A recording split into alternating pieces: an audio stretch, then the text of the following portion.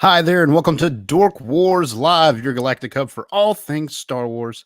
My name's Blake, and I do have one very special guest tonight, uh, Mr. Nin Sage from Twitter.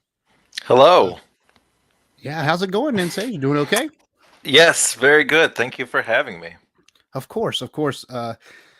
Sage and I have been having some contact on Twitter here and there, back and forth about some different topics and things. And he's going to tell you about one of those things a little bit later that I am pretty psyched about. Had a lot of fun with. So without further ado, let's go on and get into our now hear this. Now hear this! Now hear this! Now you hear this, whoever you are.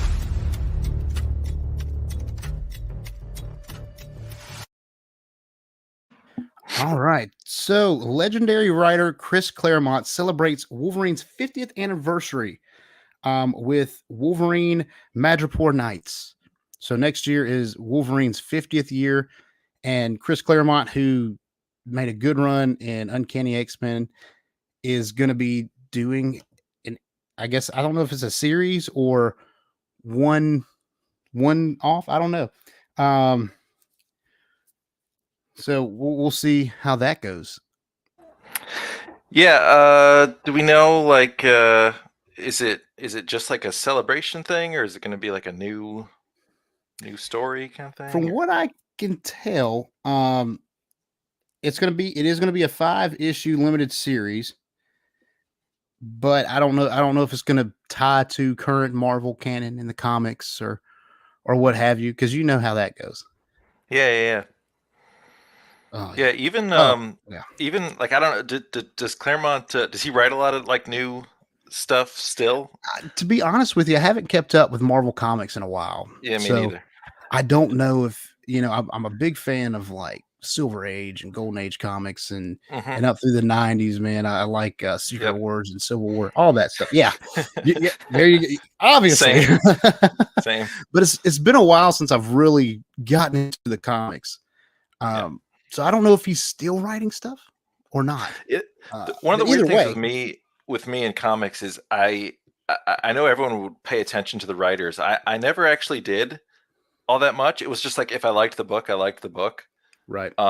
So that's partly why I don't know how much he kept up or Yeah, didn't. But yeah. I have no idea, but still pretty cool. X-Men. What do you rank him? Like, is he top tier in your list of superheroes? the X-Men in general or Well, Claremont's Wolverine. writing? Just Oh, Wolverine. Wolverine. Just Oh, okay. Wolverine. Just Yeah. Wolverine. Well, now we're getting into getting to know me, and Yeah, yeah. I What have, it's all about. I have the weirdest tastes. So like there's just something about like if not even consciously, but like if it's everyone's favorite character, I tend to go like Different. just off of that. Right. So I end up liking everyone's least favorite character. So like in the X-Men, like Cyclops is my boy who like Yeah. is the opposite of Wolverine. And over here I have like classic Aquaman and Robin, like Right. characters that it's like, oh, do you like Batman? I like Robin. Oh, okay. Cool. So, Cool. No, but that's very interesting. I mean, when I was younger, certainly Wolverine. I mean, Right. I guess it is true. When I was a kid, it was like you couldn't not love Wolverine. It's more like as I've grown up a little bit more, but he's still good. I mean, they're all good. Right. Very, very fun stuff. Wolverine. I've always loved Wolverine. Mhm. Um, but it'll be really cool to see him in action yet again. And I don't know. I hope Deadpool 3 is supposed to come out next year, maybe still. I don't know if it's going to get delayed to 2025, maybe.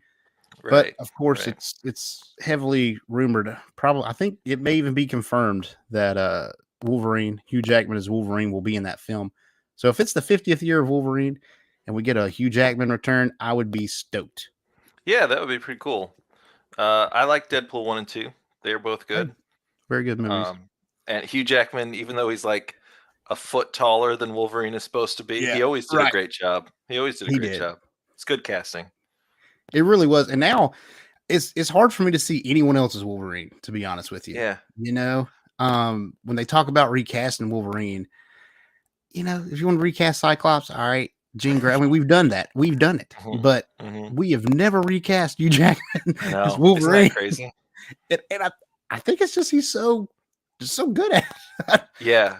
No, from day one he fit the role perfectly. That was my introduction to Hugh Jackman was that role, really. Yeah. So Yeah, that's his yeah. early work.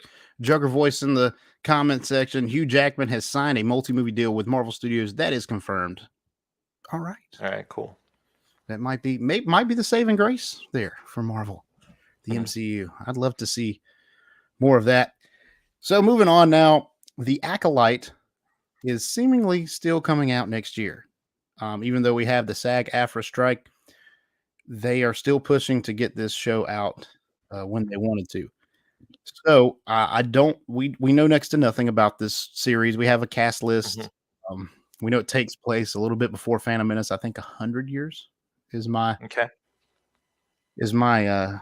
I think that's the plot summary. I And believe you. JV, I'm trying not to. I'm not getting crazy, but they're trying. This is news. This is what I've read. This is just news. I can't You're help just it. reporting. I'm just reporting at this point. Yeah. That's right. But is the Acolyte something that you're excited to see, Sage? Man, what an amazing question. I think I would need to know more about it. I mean, I just Yeah. I know vaguely. Okay, so with Star Wars, I always like the dark side stuff. I always like the bad guys, which is very rare. Star Wars is the only fiction where I really love the baddies. So the fact that they're trying to write something that would focus on, I guess, as I understand it, like the growth of some sort of Sith or Yeah. evil power or something like that. I mean, that's very interesting on the surface, but I have no idea how they're planning to go about it. Like, I have no Right. clue. And You know. and with current Star Wars, you don't exactly know what they're thinking sometimes. And I like the principle. I like the idea. Mm. I think it's a cool idea. But the execution is where the keys are going to be at. I mean, if they Yeah. do it wrong, Now, supposedly was the Acolyte one of the ones that had like a trailer at Star Wars Celebration, but it was just private? Like, I don't think don't so, know. because I probably would have seen Okay. a leak. I probably Okay. would have seen it had it been. I remember when the first Ahsoka trailers were coming out, and it was private screening at Celebration, I believe last year, and within the hour, someone had it on Reddit. Gotcha. So, oh man. Yeah. But anyways, the Acolyte supposedly still coming out next year. I'm interested, but at the same time, I'm like you. I'm a little skeptical. But let's go on and say hey to the chat. We've got the Joker's voice, good friend of this show. Actually, everyone in the chat's a good friend of this show. I've seen Joker voice pop up. I believe Lunar Girl had to go watch football. I get it. We're competing with primetime Sunday night football. I didn't think about this when I said I was going to do my show at 8:00. Do you know what? I'm going to tell you a secret. Oh no! I am a New York Giants fan. Oh man! And they are playing right now. They are. That's why Luna Girl left. She's a New York Giants fan. And I consciously said, I'm going to do this podcast and miss opening night, at least part of it. I mean, I'll see how it ends. We'll try to get you out of here. Yeah, we'll try to get you out of here for sure. Also see DJ was in the chat. He was supposed to be on here with us tonight. Unfortunately, he is having some issues with his mouth, hurting real bad. I get it. Okay. I get it. Shanti is here from Pop My Culture. Thank you for being in the chat. Always love seeing you guys. And this is what it's about, is the conversation and having you guys comment on it. I love it. So that brings me to Nin Sage. All right, Nin Sage. We met on Twitter, talked about some things.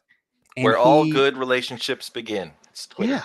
I've actually had a lot of good relationships happen on Twitter, surprisingly. I've had a good run this last couple months. It's been pretty good. Yeah. But So we had met and we were talking, and it came out that he had made an edit of Star Wars: The Last Jedi, and no, he didn't film anything. So there's no like new footage, No. but he edited around some of the things that fans were really unhappy about. Some of the things he could change, at least, about what fans were really unhappy about. Would you like to talk about your edit here Yeah, definitely. at all? So I mean, I'll start with like what the point of it was, like what the Yeah, reason that I did it was. Because I think first of all, one thing to sort of clear up is that I think like with a lot of fan edits, people assume first of all that like they must hate that original thing or that they want to like show how terrible the original cut was or something like that. Um, I right. remember before I started doing it, I had seen a lot of like, oh, like there's this YouTuber, they're gonna do a cut, and this Yeah, YouTuber is making their own cut of Last Jedi, and it was mostly because like of how much they hated the Last Jedi, right. and uh, mine wasn't that. Mine was very much like there was a problem. I mean, Yeah, I feel like right. even if you loved the Last Jedi, just being able to sort of step back and objectively look at what happened to Yeah, the Star Wars fandom, hopefully you could admit, well, something went wrong, right? right. So my goal with that edit was to keep the things that the people who loved the movie liked, but to reduce the sting or minimize the things that the people who had complaints about the film didn't like. Right. So that was really my motivation. And I also Yeah. I saw a lot of people who were doing other cuts were like trying to like change the whole plot, like change the whole Yeah. outcome. And again, I wanted to do something that when that ninth episode came out would still fit. Like I didn't want to contradict anything. Right. Um yeah. And I can Yeah. speak more on that in a minute, but Yeah. Well, I'll tell you, man. The things I really don't like about the sequel trilogy is that it almost seems those last two movies is almost like a tug of war between J.J. Abrams it and is. Ryan It Johnson, is. It is. and it's like this is not what we're supposed to be doing. No. This we're not supposed to be seeing who could do the better start. We're supposed to be making a coherent story, Mm. and I don't. It just don't jive exactly how it should, you know. No. But I will say that after watching your cut of the film, it does. Uh, one of the crucial things that stuck out in the first 3 minutes, the Yo Mama joke is not there. Yeah. It's not there. Yep. Took it out Yep. Yep. because Star Wars has always had like this situational comedy. There is a humor to Star Wars. Also, it is. There's humor Yeah. inherently ingrained in Star Wars, but it's not Definitely. that kind of humor. No. You know, it's not that pungent. It's not that just in your face. It's Mhm. yeah. It felt like a Marvel move, and I didn't Yeah. care for it. And I guess if I'm trying to, you know, I feel like I'm always pretty good at playing devil's advocate for other people. Like Yeah. I guess if you're Disney and you're saying like, well, these Marvel movies are killing it, and we want to basically make Right. a Star Wars cinematic universe. I'm sure there was probably someone in a boardroom somewhere who was like, well, we got to Gotta have have that jokes. kind of more modern humor. You know, we Yeah. can't just do the old style or whatever. But Because at the but I time, s- Marvel movies were killing it. I mean, exactly. everyone came out was breaking records and doing this at that Exactly. time. Yeah. But I mean, I remember sitting in the theater for, midnight premiere of Last Jedi. And I mean, I still remember that joke. And I remember, the whole theater, it was kind of a weird experience Yeah. because I feel like the whole theater was really excited. They wanted to like the movie. There were Mhm. parts that everyone did course. like, but there was I mean at the end when the credits go up and whatever, like there was no applause. There was just sort of a Yeah. weird feeling of like, what do we think about this? Yeah. It was kind of Right. uncomfortable, and it started with that joke. I feel like. Yeah. I think I did too. I really do. And it just, and, there's some things in there uh, that are made more digestible, like I said, and makes the movie mesh within itself a little bit better. I feel better about it. I'm still not the biggest Last Jedi fan. I understand, but I can't, but you took a good swing at it, and I enjoyed the movie more for sure. Yeah.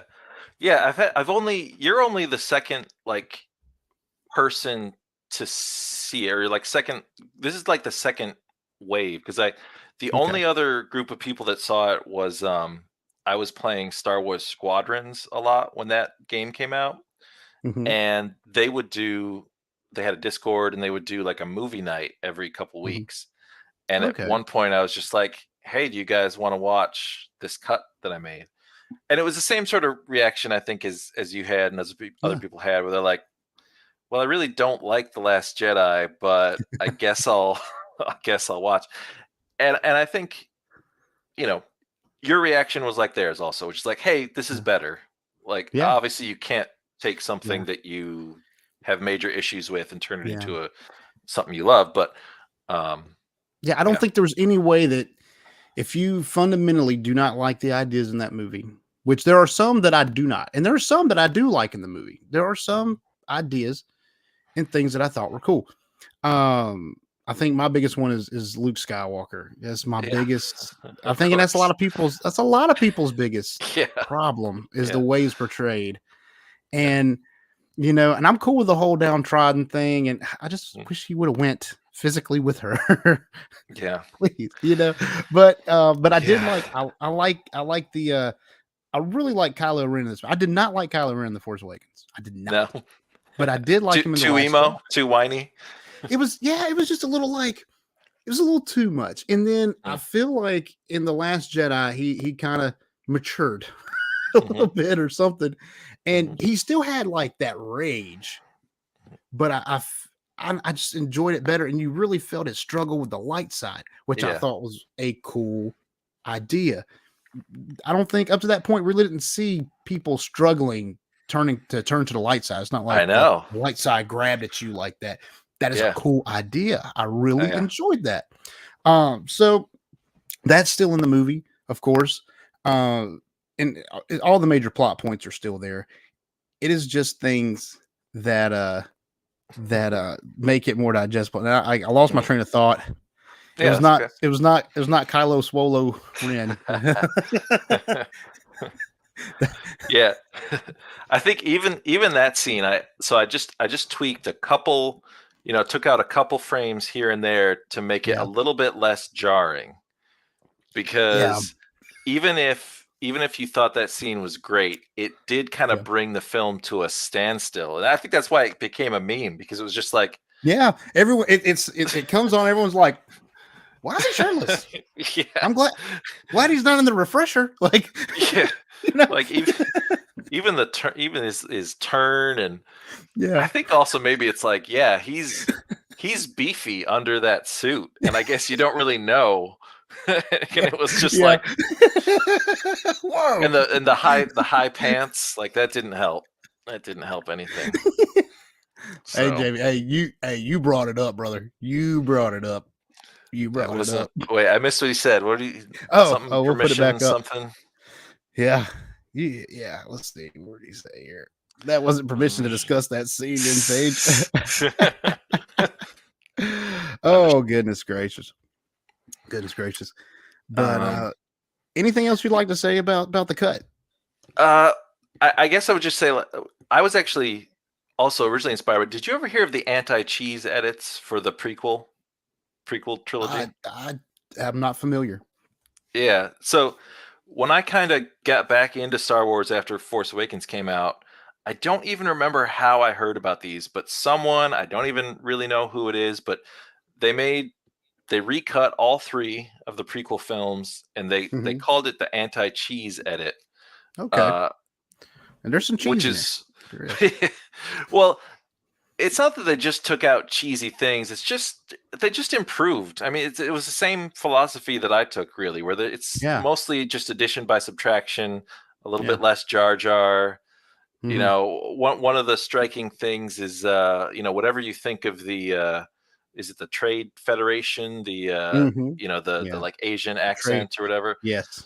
They just put in, I don't know if they recorded it separately or just got like random alien speak, but they put in subtitles with like an alien voice and Okay. just things like that. So Okay. that's why I called mine the anti-cringe edit. I was just trying to find something that would be Anti-cringe, like pay homage to those edits synonymous. that I thought were really good. So I like that. I really do. And I'm gonna post this on our Twitter, our Facebook. I'm gonna post a link to your edit out there because I want people to see it. I think it's awesome. Thanks. And I think you should post the edit. You should post it too. Yeah. You should post it too. And we're definitely giving all the props to Nin Sage. And let's go on and hit his Twitter. This is Nin Sage's Twitter. Go That's follow me. him. That's Go me. follow him. Can't wait to get that bump. That We'll Dork see. Wars bump. We'll see. It's not going to be major, I promise. I'm just joking. We will see. I'd probably rather just not be bothered on Twitter, really. That's right. He's like, if you're gonna follow me, do not interact. Okay, just read and go. Read and scroll. Read and scroll. Oh man. But yeah, so awesome. Now is the time of the show where we talk about Dork Wars, the podcast, and our merchandise. Merchandising. Merchandising? What's that? Merchandising. Come, I'll show you. Open up the store. We've got Dork Wars, the coffee cup. We've got Dork Wars, the t-shirt. Dork Wars, the hoodie. And yes, we even have Dork Wars, the magical space map that takes you to the other galaxy that we've never seen before. Sweet. No, How much is that one? That's the one that's $29.99. I was kidding. We don't have the technology, unfortunately, to do that. And That's all right. Wish we did. But, you know, yeah, we'll get there someday. But we do have a merchandise store. You can find that at dorkwarspodcast.com, as well as everywhere else you can hear our show. This is a live broadcast that we do every Sunday night at 8:15 p.m. Eastern Time, 6:15 p.m. Pacific Standard Time. And we have an audio show, an audio-only show. That is our main show. And you can catch that. I'm releasing these on Mondays and Tuesdays now, is what we're trying to do, Monday or Tuesday of the week. So everyone can get their fill of Dork Wars before the new stuff comes out. It was easier when it was all coming out like on Wednesday, but now it's coming out Tuesday night. So getting a little tougher there. Yeah, but that's it. That's where you can find us. Obviously, you're on our YouTube channel, so you don't need any help finding that. But for Dork Wars, the podcast, and for Nin Sage, how about you like and subscribe?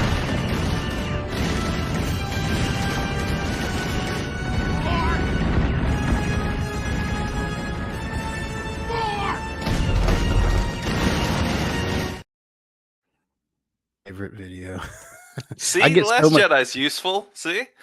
I tell people that all the time. Like that's one of the best things that came out of The Last Jedi. Joker voice for one. When he's on, he hates it. It's his worst thing. But I use it for people to subscribe to his channel. So but anyways, tonight we are going to talk about Ahsoka episodes 3 and 4 as our main topic.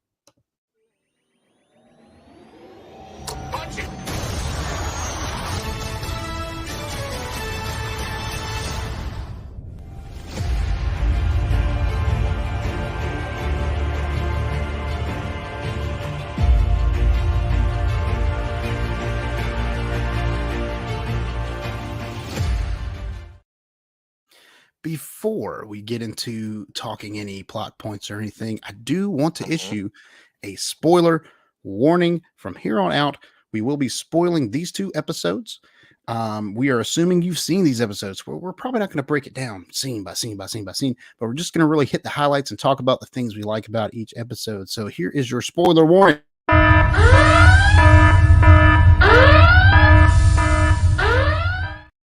So if you haven't seen it, just go watch the shows.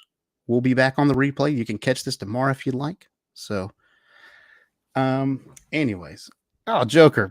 Now, wait a minute. Before you even get in there, you're not going to mess up, kid. Come on now. You love me enough.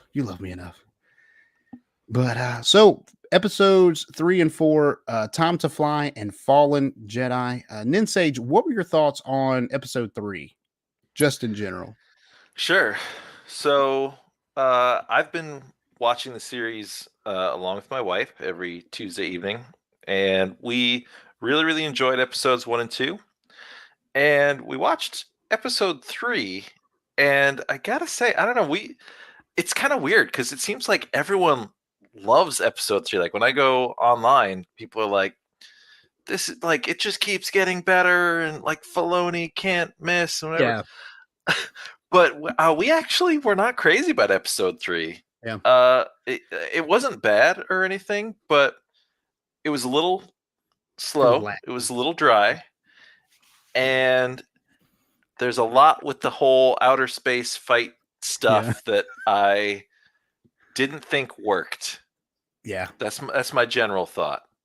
Yeah. And you're basically in one of two camps, and that's one. The other one is that was the best episode yet. I know.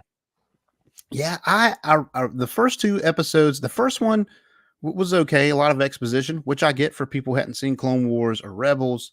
It was a little slower. 2 picked it up a little bit for me. We've already talked about the whole lightsaber debacle with me, so I'm not going to get back into that. But episode 3, I did like the scene where Hera's talking to the new the new Republic Council, and that was a neat little scene. And I like the training scene between Ahsoka and Sabine. I thought those were very strong scenes for the episode. But then after that, you get the space battle, and you get this, and not much really moves forward from there, because they didn't move forward a ton in those 2 scenes, as good as they were. But the space battle, it, like you said, there has its problems, and in the show, and the episode was really short. It was like 34 minutes. Yeah, you could have had 10 more minutes of something. Give us some of that backstory of Sabine and Ahsoka. Give us something. So 10 minutes of Ahsoka putting on that spacesuit while her ship gets blown up, because that's definitely what would have happened. That was one of the things. The Force. Yeah, Force costume change. Yeah, I mean, just to get the little what's that called? I'm thinking of the Twi'leks, but just to get that the Leku. Yeah. I mean, I thought it was kind of funny. It's like she just like gets up from her seat and is like outside in the like ready to go. Anyway, so were you a Clone Wars and Rebels fan? Did you watch any of that? So yeah, but again, I really got into Star Wars because of the sequels. Okay. I know I'm rare in that, but so I watched the sequels, and then between movies, I was just so like starving for content. I went back and watched all of Clone Wars, all of Rebels. Right. Nice. Yeah. She does do this. This happens a little bit in Clone Wars, and I think Rebels, where they get out on the ship and a little cartoony. I can forgive it. I can forgive the cartooniness of it, but I don't. Yeah. I think bringing it into the show was just a little much, just a little much. I mean, refresh my memory, because I'm. You gotta be okay with, trying new things, right? Like they gotta experiment, whatever. And I'm okay with that. Yeah, and so when it happened in the cartoon, which I guess I don't remember, my big issue was like, okay, so you're fighting these other spaceships. Why would they get so close to you? Yeah, that you can cut them in half. Like if you're the dumb. Other starfighters, wouldn't you just be like, okay, she can only hurt us from like 10 feet away, so just don't go. Just don't get pick her off. We'll hit her. Just shoot at them from afar. We'll get her eventually. I know. Yeah, the logic in the battle was not great. No, those are the kind of things that irk me. It's the logistics, and I hate to nitpick realism in Star Wars, but you will definitely fit in with my audience. There's a lot of that's okay. I didn't pick two. I nitpick too, and I think that's a good thing. I know some people some people just hate it when people are negative or people don't like this or don't like that, or you're not a real Yeah. Star Wars fan. But it's because I love this stuff is why I nitpick, is why I like to dig in and talk about it. Even if I disagree with the person, I don't mind having a good conversation. It's part of it. Yeah, I think as long as you can do that, I think as long as you can still disagree and still be like pals at the end, Yeah, that's all you can ask no for. harm, no foul. Joker voice has a hard time with this. He's crazy, man. He's nuts. But yeah, I did like what I do like about the training scene though, and this is something I talked about with the guys on our audio show. It looks like there might be a return to lightsaber forms. I don't know if you know anything about lightsaber forms, but when she's using it and she's hitting the sabers, his practice sabers, whatever they were, she's hitting them. And then, when you get done, he turns and it shows where she was supposed to be hitting versus where she hit and this, that, and the other. And I'm like, that seems like really in depth. Maybe she's training in a certain form or she's supposed to be using a certain form or something like that. I think that's wasn't Hu Yang like calling out different forms during that fight? I thought he was. Maybe. To be honest, I don't know. I have to go back and watch. I don't know if he was or not. It kind of did. I mean, she got to train, man. She's got to practice. I get it. She's got to train, but I do like that because we didn't get anything like that in A New Hope where someone's, you got their, blocking the blaster bolts from the little robot. But you do not have like Hu Yang there. Right. Yeah, I think it's cool. It gives his character, that droid's character, more purpose. It's more deliberate that he's there as part of the training because he would have that knowledge and be able to pass it on and everything. Yeah. I really enjoyed Hu Yang up to this point. He is one of my favorite characters. I'm a big David Tennant fan. So yeah, I didn't even know he was. I didn't, because I guess he voiced it originally as well. Yes, I didn't know that in the Clone Wars. Yes, sir. Yeah, I just found that out as part of looking into the Ahsoka show. Yeah, he's been great in everything that I've seen him in. Does a great job with this character for sure. And I think he's the funny one. Like he's the funny one, but it's not in your face funny. No. It's really it's a really kind of situational kind of humor, kind of like K2SO in Rogue I was just One. Gonna say very K2SO, like where he just has those. It's the truth hurts kind of bluntness about the things that he says. Right, and it is, and that's a darker movie. That movie is a darker movie in the Star Wars lineup. So to have him kind of there to offset that with that kind of humor, it works, and I think it works here as well. So Hu Yang is fantastic. Joker voice has some things to weigh in on. Lightsaber forms have distinct names. Hu Yang said none of them. Oh, he didn't. Yeah. Really? Yeah. So he said he was calling out strike techniques. He was calling out techniques. Oh, I see. But okay. I don't know if those would be, specifically to the whatever form you're using. There's probably a way to do that. I don't know. Yeah, I've always wondered because it was at some point I learned like, okay, in the world of Star Wars, there's actually these different forms with lightsaber battling, and I always wondered how sort of strict that is within films and stuff, because again, to the average viewer, it just looks like they're just spinning around and chopping wood and whatever. But I know the prequels kind of gravitated towards that because I know there's people who like Obi-Wan mainly uses Form 3 after Episode 1. I can't remember what he uses in Episode 1. Anakin uses like Form 5.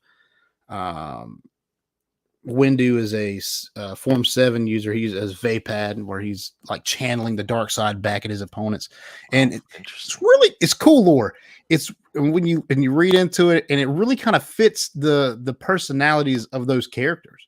And I kind of want to see us go back to that a little bit, even if it's not like, like the average viewer is not going to say, hey, Obi-Wan's really Form 3. He really fits that. I get that. But just a little something for us really geeky people who like to dig in can kind of gnaw on, Well, so I would. It absolutely makes sense that it would be that way. I mean, if you think of real life martial arts, there's all sorts of different styles and things like that, and using one that would counter another optimally and stuff. So Right. Yes, sir. I'm all for it. I love it. So, final thoughts on episode 3. I know it was kind of quick, but not a lot happened. Yeah, I will say I give them credit. The scene where Sabine is trying to make that cup move. Okay, I really liked it because I felt like there was two ways that they could have done that in a way that I wouldn't like. Yeah. One is if, she's there alone and the cup just goes right to her hand and it's like, oh, I Yeah. just unlocked the force or whatever. Right. The other one, which I was more expecting them to do, was I was expecting them to do like a little, like the cup was going to just shake a little Kringle? bit. You know what I mean? And they didn't And do I'm that. glad they didn't do that. I'm glad because if they're trying to say, okay, you watched Rebels and Sabine didn't really seem to be force sensitive, Not and at now all. we're No. trying to make that happen. I think they've got to go as slow as possible, and I think Yeah. they've got to show her failing as much as possible in order Yeah. to get us there properly. So I I liked agree. that it was just the cup is just there and she's just frustrated.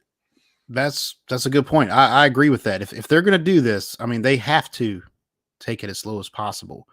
And I'm almost to the point to where I don't even know if Ahsoka's really training her to be a Jedi, because she says in this episode, she literally says, "I don't need her to be a Jedi.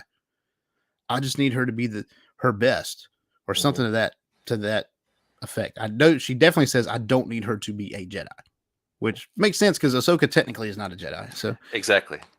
yeah, Exactly. so she just needs her to be her best. So I don't know. Maybe she's trying to train her because she's very hot headed. Sabine is just foolhardy. Get into it. And of course, by the end of episode 4, we'll see that yes, she's just headstrong, and maybe she needs to take a chill pill, get that like force meditation on, tap into that a little bit, because, and this is my theory, and we talk about it a lot on Dork Wars, but I feel like everyone accesses the force to some degree, right? It's in all living things, and I think it makes sense that you can kind of tap into it, but not to like Jedi level, like. Exactly. Han Solo would never make it as a Jedi, but he's a very, very good pilot, Right. in ways that some people aren't. So maybe the way when he taps in, that's where it is. That's his strong point. That's his talents. It might be due to a little bit of the force, but to say that she could be a Jedi in this, I don't know if it's going to get there. Joker, you can be wrong, brother. I get it. I get what you think. That's fine. I'll elaborate on that. Look, Joker, go listen to our most recent episode, our audio podcast, and then we have a couple episodes from way back called "Nature of the Force" and "Can Anyone Use the Force?" Where we really get into it.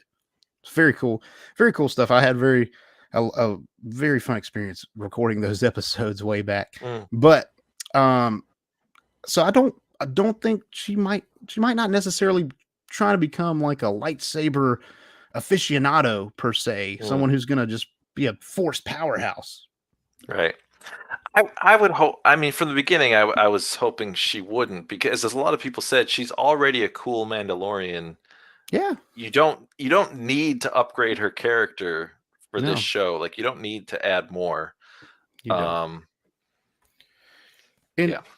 I would think that and even with like her being so foolhardy and getting into it, we understand from the first episode she's not been fighting. It's a time of peace for her. She's not really up to snuff on her Mandalorian stuff either.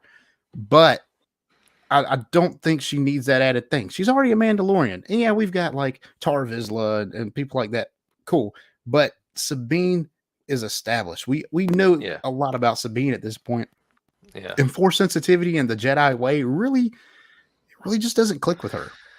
I think, I always try to think retroactively, like where did the writers want to go and why did they feel they had to go to this place? I feel like they probably were like, oh, well, we want to show something with Ahsoka sort of wrestling with her own path through the Force and being a Jedi. And they're probably like, well, the best way we could do that is by having her train someone in the Force. But I feel like you could have done it with just, solitary moments with her. Show her meditating and thinking of Anakin or, stuff like that. I don't think you needed that Padawan angle to get Yeah. that out of Ahsoka, but I agree. we'll see. I think it would be great if they kind of Yeah. like it should be okay to have dead ends in Yeah. storytelling because that's what real life has. So I think it would Yeah. be great if, and this may be asking too much of Disney, but you know, if they do all this and it's like, you know what, in the end she just discovers I'm better as just a Mandalorian, or you know, this Yeah. is really Ezra's lightsaber or something like that, you know. I tell you what, that would go a long way with me for the way the Mm. story is going so far. I think, and of course, I really try to keep. I will give, like, I'm going to give what I feel in the moment about these episodes, but at the very end, when it's all over, that's really when I'll make my kind of whether this worked, that this works about the series. I do like to wait to the end because I don't want everything in the first episode. I mean, that's not why I'm watching the series. I want you to give it to me episodically. So I will reserve total judgment until then. I will give like my preliminary, like on our show, we rate them. Like I'll give you my rating. I'm sure we'll do like a wrap up very end and kind of really, really talk about what worked, what didn't work, if it works. But yeah, I don't know. So episode 4, Fallen Jedi. Yep. What are your initial thoughts on this one? This one might be my favorite one so far, actually, of the first 4. I really like this. Now, part of that is because I'm totally on the Shin and Marok hype train.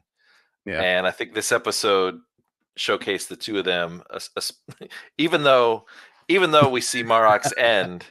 But if you've been interacting with me on Twitter, you probably saw at some point, I thought he was going to die in like the first episode. So the fact that he made it 3.5 episodes, it's already way more Marok than I was expecting, so I liked it a lot. What about you? And as Force goes, or Force Night Sister Force Magic goes, he's pretty cool. That was cool. I liked that. I'm eager to see more from him in a terribly written comic book. Yeah.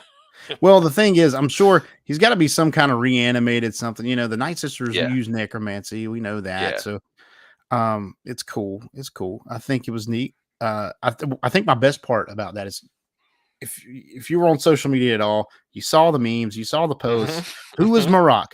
Who is he? Was he Galen Merrick? Is he Star Killer from The Force Unleashed? Is he Barris Offee? Is he Ezra? Is he this person? And of course, I do my joking ones. I was like, man, maybe it was Jar Jar Binks or Leia, something. Yep. But what's funny is I literally said a ton of times, I'm like, look, I hope he's no one. I want him to be a new character. I want to be something we've never seen before. And he kind of was. I mean, he was that. Yeah. He was not anything really. Yeah. I think that's good. Any of those other ones wouldn't have made sense. No, I don't think. It would have been weird. I'll tell you, I really love the Force Unleashed video games, especially the first one. But if you bring that character, video game characters are overpowered. I mean, it's just the nature of video games. So you bring him into actual Star Wars canon, then there are going to be people who are mad that he's not bringing down Star Destroyers with the Force every other episode. It's one of those things where, man, it hurts me, man, that we can't do it because I like that character so much, but it's not going to work. It's not going to work. And even if it was, I mean, this wouldn't have been the way to do it, right? No. So. Look, I'll tell you what, I'm going to have to pause real quick then, Sage. My battery is dying and my plug is not working. So I'm going to try to plug this in. Why don't you talk about anything? Well, actually, I'm not going to be here to hear it. So talk about anything you want to. I'll be back in like less than a minute. This is going to be great. So finally, it took me half an episode, but finally I've taken over the podcast for myself, which was always my intention from the beginning. I'm very much, in that Sith rule of 2 mode. Obviously there's 2 of us here, and my intention always was to grow more powerful than Blake and usurp him as podcast runner. Oh God. Oh, he's back. Oh no. Oh Oh, you're yeah, here. Oh, yeah, yeah. okay. I'm glad Yeah. the plug Oh, was closer than I thought. oh, I'm glad it's Master closer than I Blake, welcome. thought. Oh. What were we talking about while I was gone? Oh, just how I'm always here to serve this podcast in whatever way that you see fit. Sweet. And Heck yeah. yeah, yep. So anyway, Nice, where man. were we?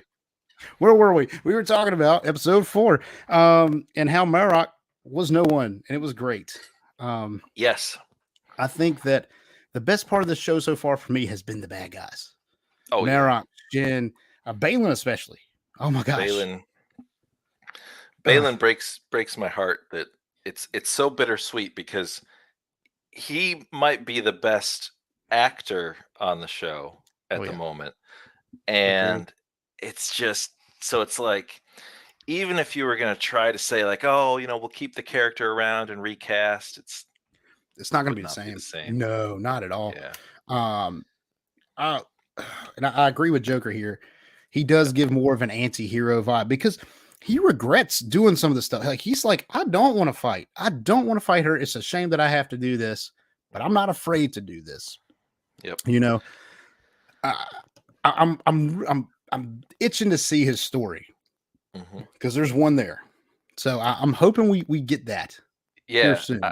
I'm very curious. I mean, they have so much to explain in terms of, like Shin has the Padawan braid, so they can't be completely thumbing their nose at the whole Jedi order and process and all that. And he has major respect for the Jedi. Right. I mean, you can tell by the way he talks about the Jedi that he says it'd be a shame if I had to kill her. Talking about Ahsoka, there's not many of us left who could do this. And like you said, the Padawan braid, that's one of the first things I noticed about Shin. And it's cool. I think they're going for that dark Jedi thing. Do you have any experience with the expanded universe or Legends? No, not really. Yeah. No. So in Legends, before the term Sith was really coined, because we really don't hear Sith at all in the original trilogy. Right.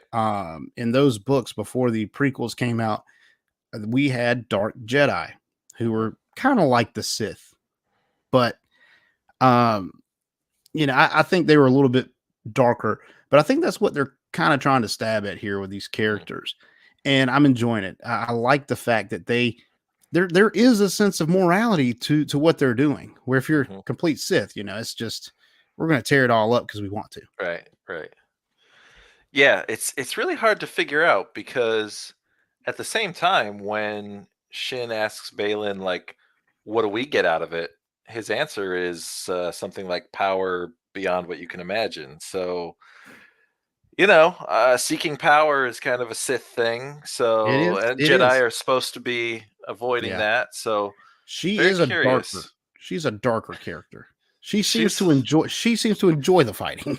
Yeah. It's going to be interesting. I mean, it's a great dynamic of like he's trying to keep her sort of in line. Yeah.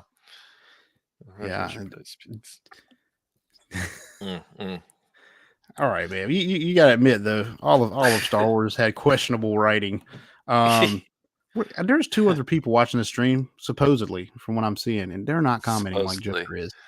I need them. I need them to comment. All I'm hearing is the Joker's voice. Anyways, but I do kind of agree. I like that she doesn't speak very much. I like that she has this like Darth Maul kind of essence to her. If you look, yes, she has that Darth Maul kind of feel from episode 1.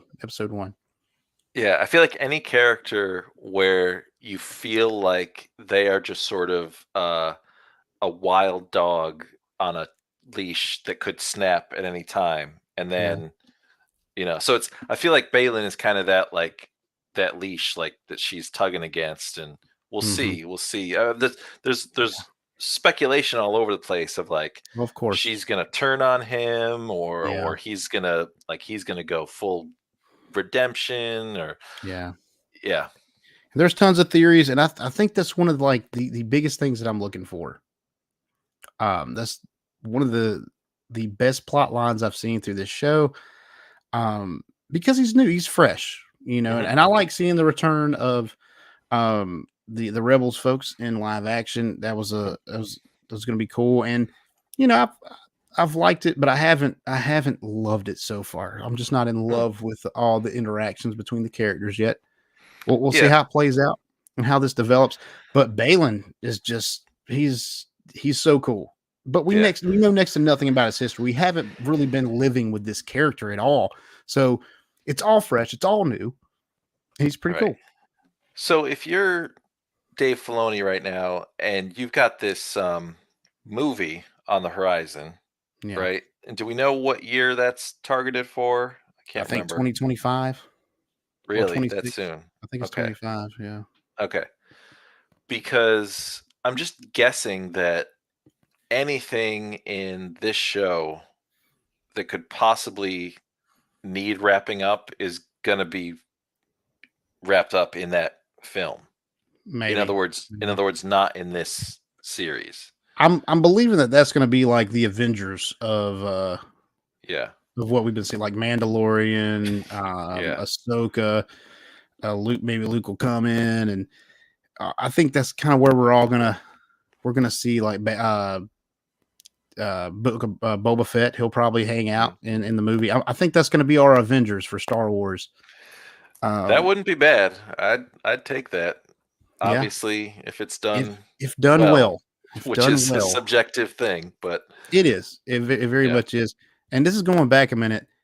In the OT merchandise set of collector glasses from Burger King, Vader's called Dark Lord of the Sith. Pretty cool. Yeah, that's a cool.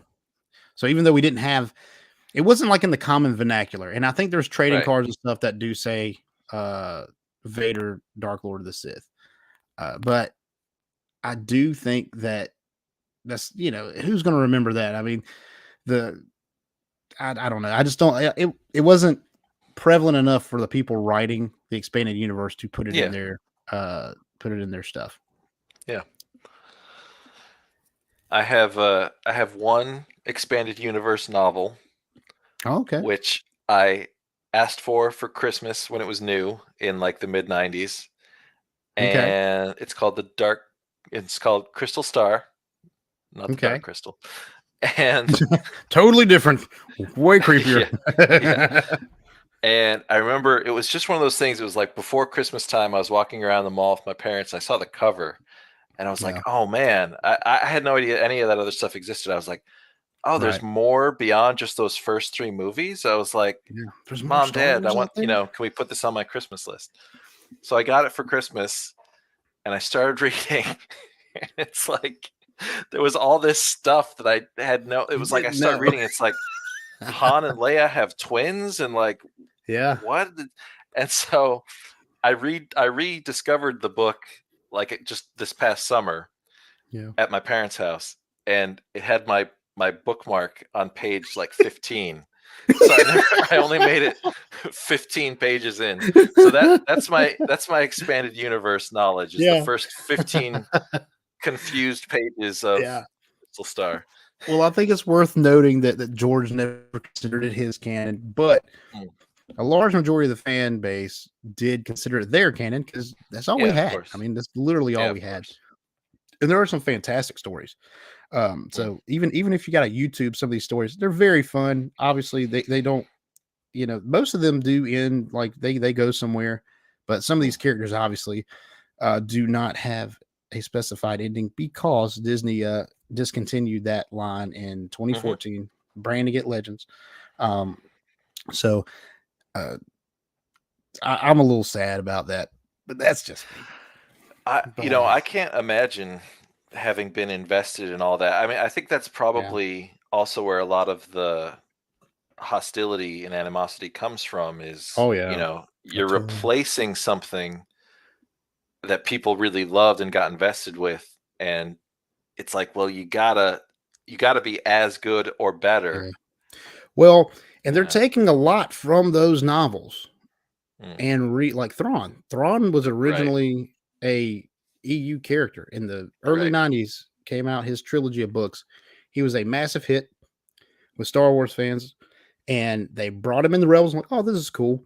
And then we bring him into this, and it's like they're trying to do an heir to the Empire. Even Ahsoka says heir to the Empire in this episode. Mhm. That is kind of the name of he's the heir to the Empire in that trilogy. When he comes back, he's the one that's moving all the Imperial remnant and going to war with the New Republic. And if we get a version of that story, and it's not as good, Right. and it's really going to lose a lot of people. As someone who is not familiar with the details of that story, I know it was very, very popular and everything, but Yeah. is there anything that's lining up now that looks like it's going in that So, direction? as far as the actual book goes, not really. Balin is he's not. There's a character called Joris Sabath. I think it's Joris Sabath. Yes, and he is a clone of a Jedi from way back, and he's like a dark Jedi. They groom him to be a dark Jedi, and he's kind of like this crazy like a space wizard. He's a crazy space wizard. He's unhinged.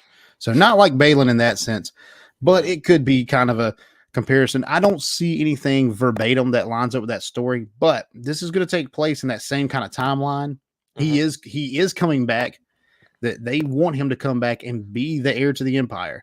So that is a major plot line that is the same. But other than that, not really. So, they kind of cherry pick that character who was very popular and put it in their own stuff. So I don't know exactly where it's going. I have a feeling Dave's new movie may be called Heir to the Empire or something along those lines. Yeah. So, but all right, what else from episode 4 do we gotta cover? So episode 4, we do have Ahsoka giving the map to the bad guys. Sabine. Giving the map. Sabine. Scott. Yeah. Sabine. Excuse me. Sorry.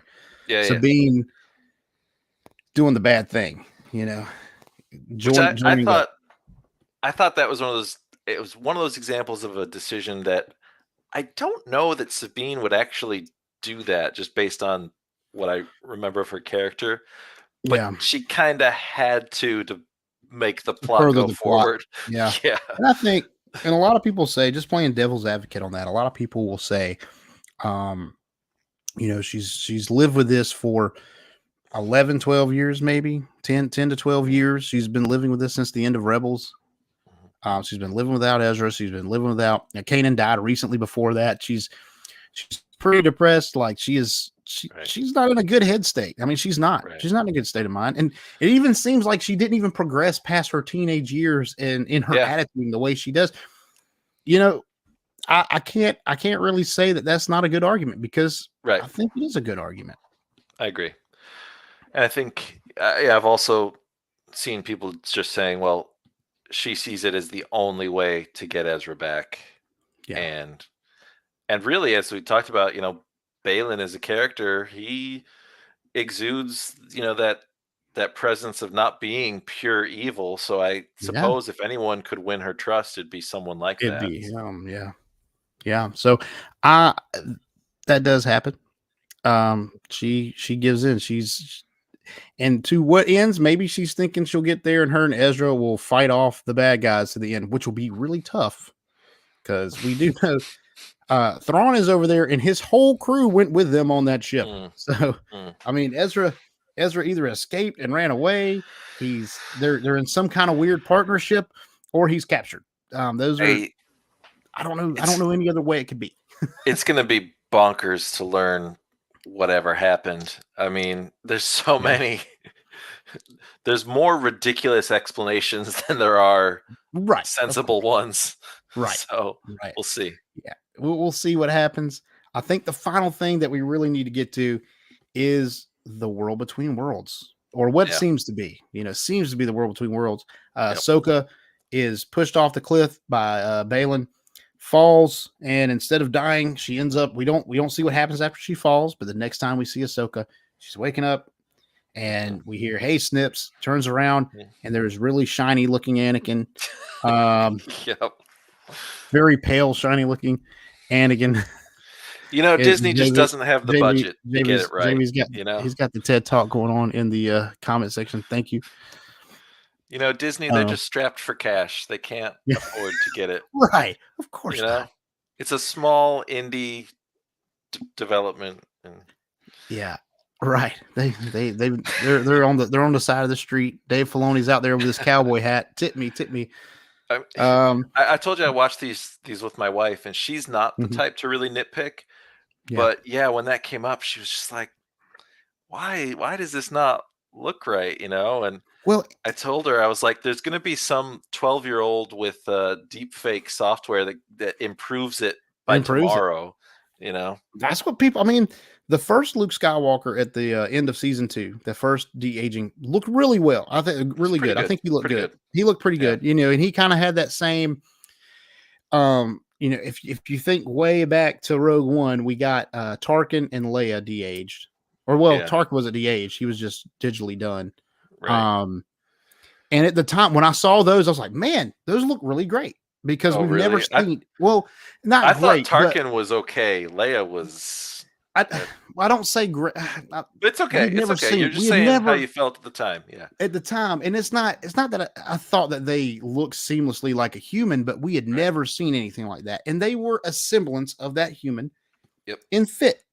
Tarkin pretty much fit. He kind of fit, and obviously you could tell something was up.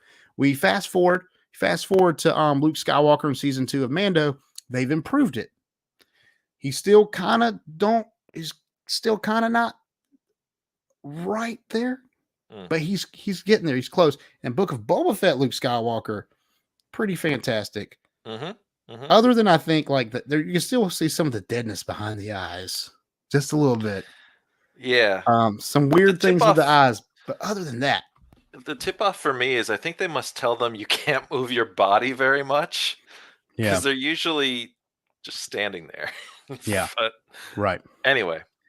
Right. Except for, of course, when Luke Skywalker was doing all the stuff, but his face is covered. Obviously, he probably wasn't CGI at all. No. Which I freaking love that scene, by the way, with the Dark Troopers. Luke. Right. Anyway. That was cool. It was a cool scene, man. I would like to jump to Wesley here. It's another example of why I'm confused. She's an apprentice to Ahsoka. She's disobedient, and I don't know what she's getting out of Ahsoka's mentorship. I don't know. I don't know.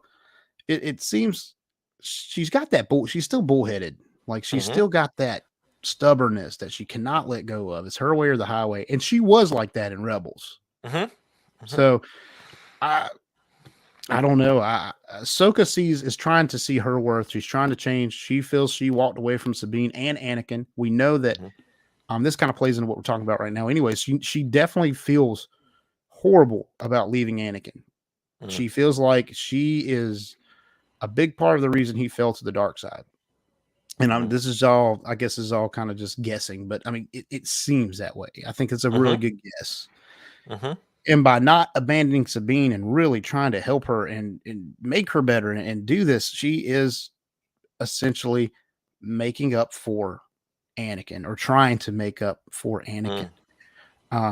But anyways, back to creepy looking Anakin. I think they could have done a better job. Yeah, I think they could have done a better job. Yeah. It's going to be amazing to see, like, what in the hell is going on?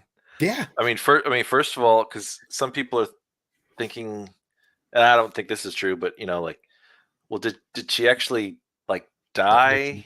Yeah. And this is just some sort of afterlife. Yeah. I mean that's not going to be it, I don't think. But or was she falling off the cliff and another? She gets saved again by someone reaching out. Right. Possibly Anakin.